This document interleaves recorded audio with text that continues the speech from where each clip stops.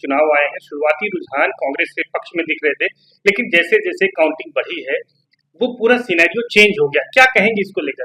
देखिए, जब शुरुआती दौर था तो जलेबियां बंटनी शुरू हो गई थी, चाहे हरियाणा में हो। मैं तो प्रयागराज में आज हूं और प्रयागराज में भी बट रही थी कांग्रेस के दफ्तरों में। सुना लखनऊ के दफ्तरों में बंटना शुरू हो गई थी। लेकिन राहुल गांधी जी को और कांग्रेस को ये नहीं समझ आ रहा था कि कांग्रेस के जो हरियाणा के नेता हैं, हूडा हो, शैलजा जी हो या सुरजेवाला जी हो, ये सब अपने में ही जलेबी बांट रहे थे या जलेबी घुमा रहे थे। तो आज उनको नतीजे समझ आ गए हैं और अब राहुल गांधी जी जो जलेबी एक्सपोर्ट करने वाले थे हरियाणा की, उनको ये तो नसीब होएगा नहीं, क्योंकि उनको समझ नहीं है कि जलेबी एक्सपोर्ट नहीं होती, जलेबी तुरंत खाई जाती है।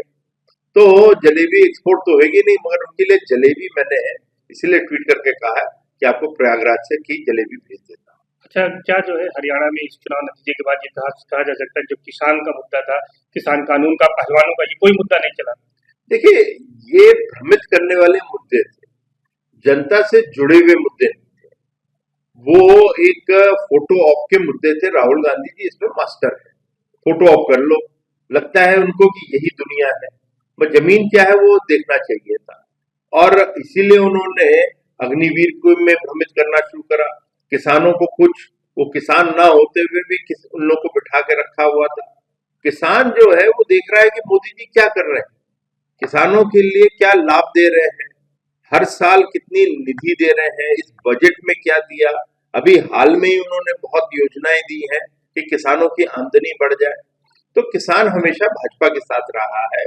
भ्रमित करने का इनका प्रयास था, वो चला नहीं और न ही इनकी जलेबी चली।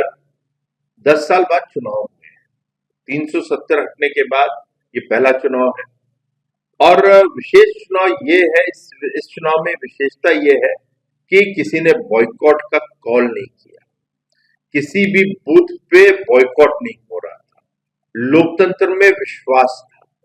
और हार जीत एक अलग अलग विषय होता है, लेकिन लोकतंत्र में विश्वास और एक अच्छा बिना हिंसा का चुनाव होते हुए रिजल्ट आ रहा है। सभी रीजनल पार्टी हो या नेशनल पार्टी, सभी ने बढ़ चढ़ के उसमें भाग लिया, तो लोकतंत्र की विजय हुई। नहीं, हैट्रिक तो हरियाणा में हैट्रिक नहीं, आप देखेंगे चौथी दफे भी भाजपा ही जीत रही है। और ये आपको बता दो, भाजपा और कांग्रेस सामने सामने जब भी कांग्रेस आएगी, हार कांग्रेस की। इसका क्या असर पड़ेगा? यूपी में 10 सीटों पर उपचुनाव होना है। देखिए, वो एक अलग चुनाव होगा। उपचुनाव भारतीय जनता पार्टी का जो कार्यकर्ता, जरूर उसको उत्साहवर्धन मिलेगा।